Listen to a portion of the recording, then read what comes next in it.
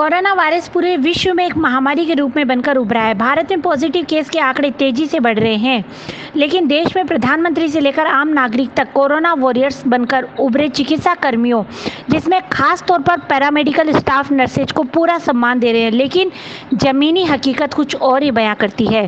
सरकारी सिस्टम में कितनी खामियां होती हैं, इसका नज़ारा झुंझुनू जिले के खेतड़ी के राजकीय अजीत अस्पताल में बखूबी दिखाई दे रहा है, जहां एक नर्सिंग महिला कर्मी को मानसिक रूप से प्रताड़ित किया जा रहा है। मानसिक प्रताड़ना के कारण चूरू जिले के राजगढ़ के सीआई ने आत्महत्या की थी। अभी राजगढ़ के थानाधिकारी सुसाइड का मामला ठंडा भी नहीं पड़ा था कि खेतड़ी के अजीत अस्पताल की महिला नर्सिंग कर्मचारी अनीता कटेवा ने ड्यूटी के लिए प्रताड़ित करने पर सुसाइड करने का संकेत दिया है। अस्पताल कर्मचारियों ने एक व्हाट्सएप ग्रुप में चैट के माध्यम से महिला नर्सिंग कर्मी ने इसके संकेत दिए हैं। वहीं महिला नर्सिंग कंपनी ने मानसिक रूप से प्रताड़ित करने को लेकर एसडीएम को चिट्ठी भी लिखी है। चिट्ठी के माध्यम से भी उन्होंने कुछ इस तरह के ही संकेत दिए हैं। मामला जब एसडीएम के पास पहुंचा तो उन्होंने तुरंत ब्लॉक चिकित्सा अधिकारी को जांच के आदेश दे दिए, जिस पर पूरे चिकित्सा विभाग में अफरा तफरी मच गई।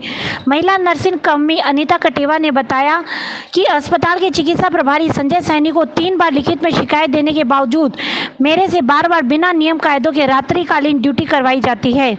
यह प्रताड़ित करने पर सिस्टम अभी से नहीं है, बल्कि मेरे को अस्पताल में आए हुए 1.5 साल हो गया है।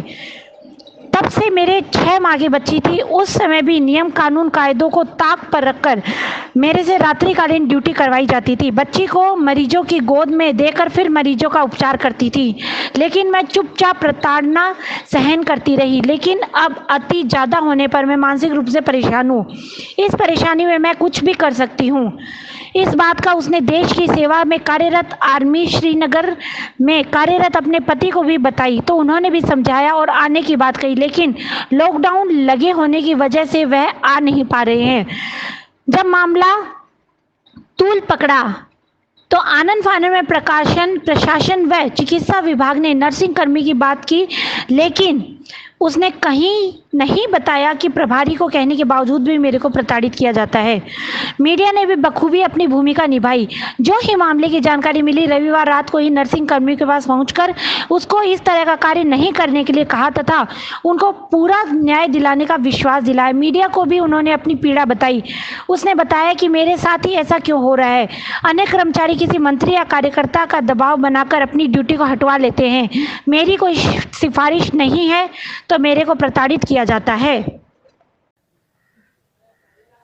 जी, बात ये है कि मतलब पिछले 10-15 दिन से हम सीएचसी प्रभारी के पास जा रहे हैं कि सर सबकी ड्यूटी सामान लगाओ, लेकिन कोई एक्शन नहीं हो रहा। और मैं तो बहुत ज़्यादा टेंशन में हूँ, जबकि मेरे साथ और भी नर्सिंग स्टाफ है जूनियर, वह भी टेंशन में। और जी मैं तो असमानता लेके इतनी टेंशन में हूँ कि मैं मतलब आज कोई भी गलत कदम उठा सकती हूँ, और उसको जिम्मेदार होगा तो हॉस्पिटल प्रशासन होगा, क्योंकि वो समान ड्यूटी नहीं लगा रहे।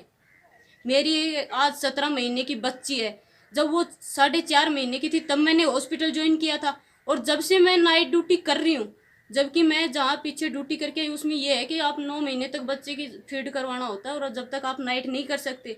लेकिन 4.5 महीने की थी जब से नाइट कर रही हूँ, और उस मतलब नाइट भी ऐसे कर रही हूँ। मैं नहीं जानती वो पेशेंट कौन है, सिर्फ मैं इतना जानती हूँ कि वो मरीज भर्ती है, उसके साथ वाले वो मेरी बेटी को रखते थे और मैं उनका ट्रीटमेंट करती थी।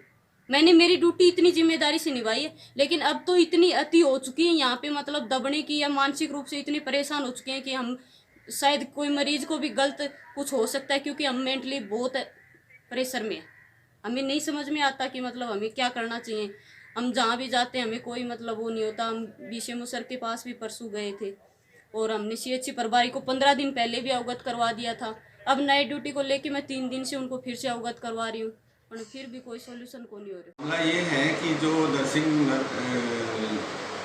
कर्मचारी इन सब की ड्यूटी लगाती है, वो ये कह रही हैं कि ये सबकी बराबर ड्यूटी नहीं लगाती, किसी की कम किसी की ज़्यादा लगाती है। और हम जब बात करते हैं तो वो फ़ोन भी बंद रखती हैं, हमारी बात नहीं सुनती। ये मुझे परसों शाम को उन्होंने बताया था, तो मैंने कहा भाई उसको मैं बोल दूंगा, सबकी बराबर ड्यूटी लगाएंगे, पक्षपात नहीं करेंगे, और आप फ़ोन ऑन रखा करो, अन्यथा किसी और को बोलेंगे वो ड्यूटी लगाएं। कर्मचारी को कभी भी किसी भी को भी प्रॉब्लम हो सकती है ना, तो आप फ़ोन ऑन रखें ताकि उसकी समस्या सुने। अब मैंने उनको कह दिया है कि सभी की ड्यूटी बराबर बराबर लगाएंगे, पक्षपात नहीं करेंगे। अगर आपसे नहीं लगता है तो हम दूसरे कर्मचारी से लगवा देंगे। उस लड़की को भी समझा दिया, जैसे कल उसकी ड्यूटी थी, कल उसकी जगह बदल के दूसरे को लगा दिया गया, उससे बात कर ली गई है, उसको समझा दिया गया। अगर किसी प्रकार से किसी ने वेस्ट पे से लगाया होगा तो उसके बात करके अब मामले को बराबर बराबर सबके साथ ड्यूटी लगे।